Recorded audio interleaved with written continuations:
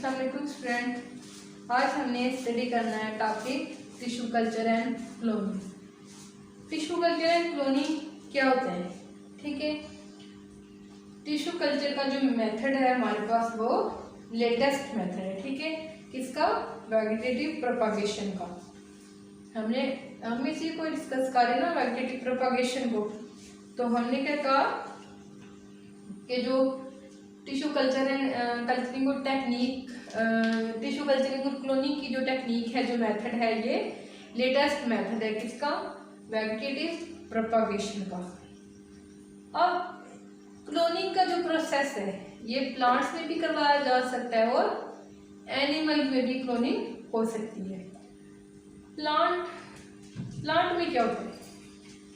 अब एनिमल की हमने यहाँ पे जो है वो डिस्कस नहीं करना था, हम प्लांट के बारे में स्टडी करें तो हम डिस्कस करते हैं कि प्लांट में क्लोनिंग जो है वो कैसे हो रही है।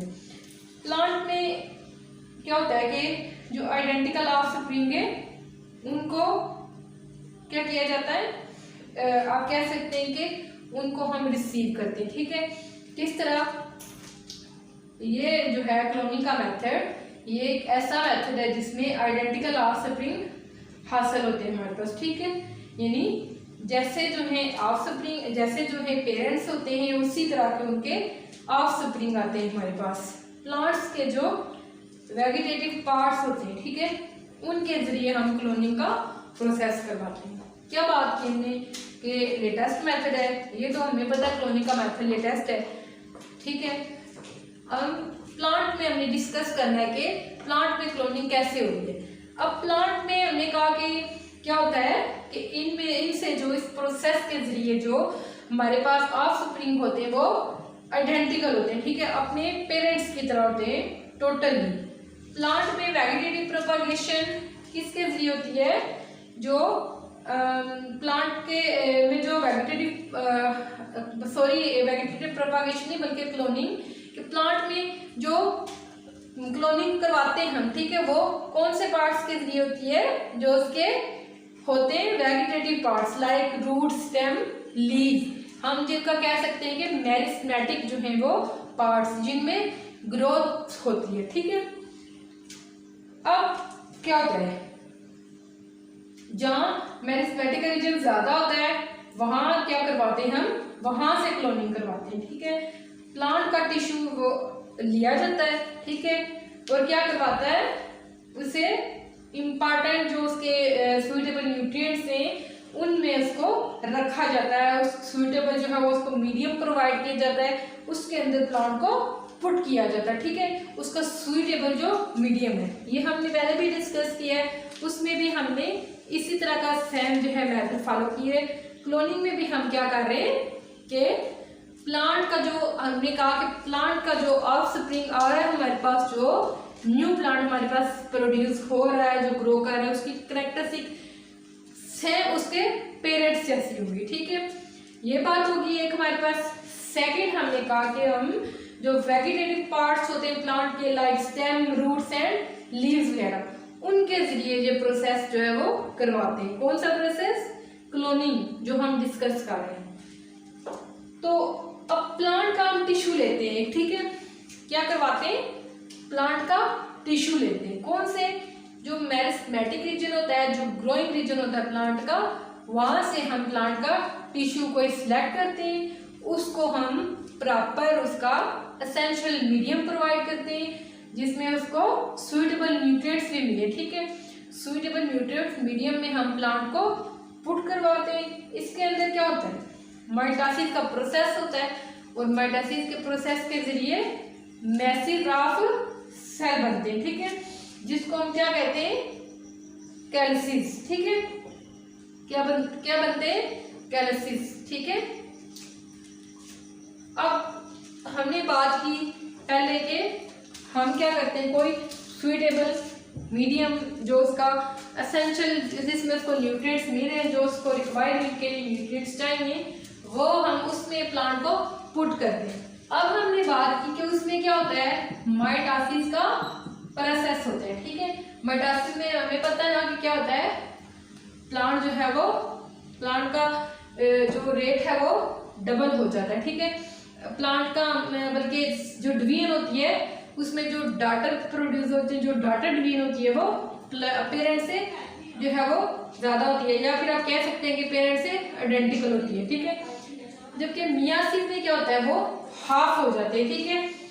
तो ये तो चले एक डिफरेंस हो गया माइटोसिस और मियासिस में। अब हम यहाँ पे जो यूज कर रहे हैं माइटोसिस की टर्म, तो माइटोसिस यहाँ पे इसमें होती है जो मीडियम हम उसको देते हैं, तो वहाँ पे क्या हो जाता है मैसेज ऑफ सेल बन जाते हैं, या फिर कह सकते हैं कि मैस ऑफ सेल बन जाता है, ठीक है। उसको हम किसका नाम देते हैं कैलसिस का, ठीक है। मैसेज ऑफ सेल को किसका नाम देते हैं कैलसिस का। नेक्स्ट ये हम जो है प्रोसेस करवा रहे हैं, ठीक है। आप देखेंगे प्रोसेस करवा रहे उसके जरिए हमें क्या क्या जो है वो रिजल्ट मिल रहा है, हम उसको डिस्कस कर रहे हैं।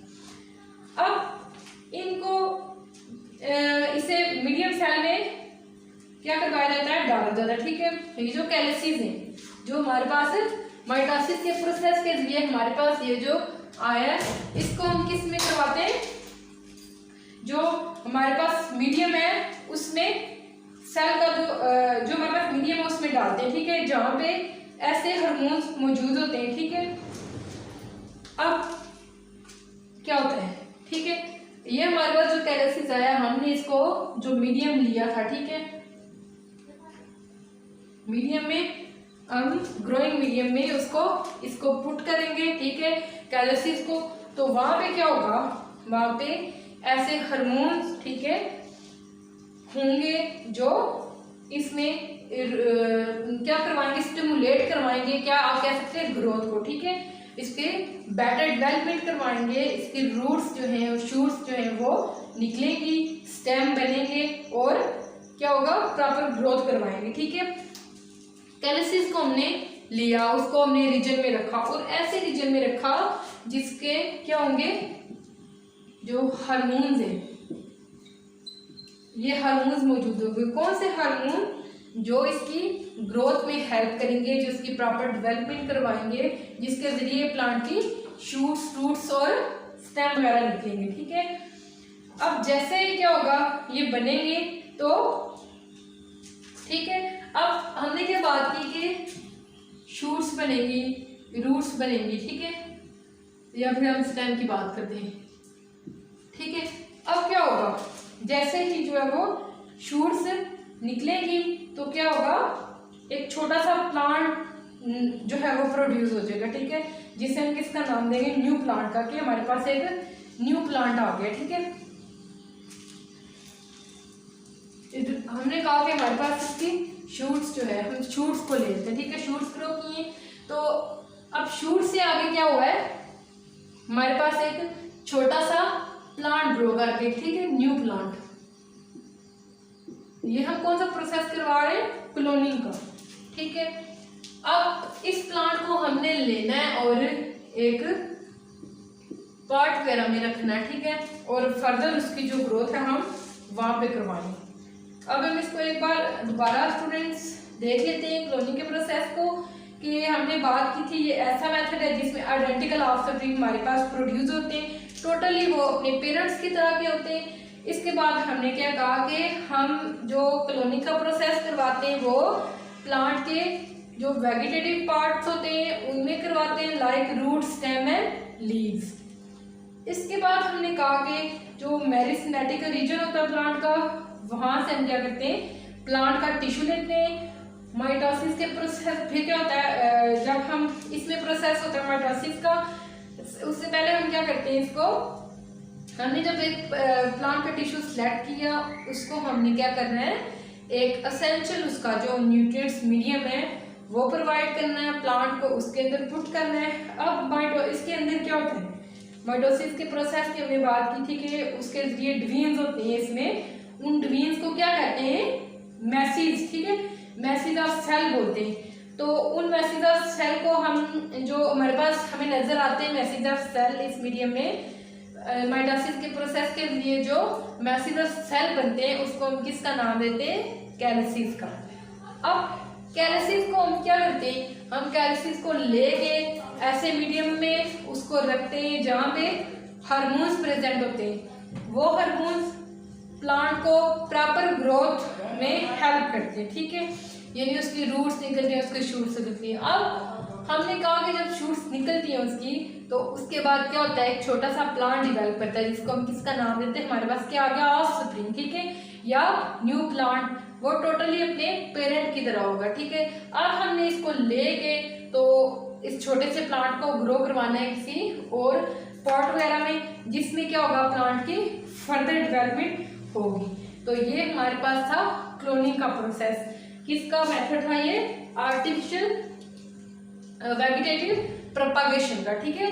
वेजिटेटिव प्रोपागेशन के हमने मेथड हैं वो देखे थे। हमने इसमें आर्टिफिशियल भी देखा, उसके बाद हमने नेचुरल भी देखा, हमने एडवांटेजेस देखी, डिसएडवांटेजेस देखी। अब हमने डिस्कस किया उसका लेटेस्ट मेथड कौन सा, क्लोनिंग। तो उम्मीद है आप लोगों को इसकी समझ आ गई होगी, लेकिन अगर फिर भी आपको कोई इश्यू हो तो आप कमेंट बॉक्स में मुझसे पूछ सकते हैं। थैंक्स, अल्लाह हाफिज़।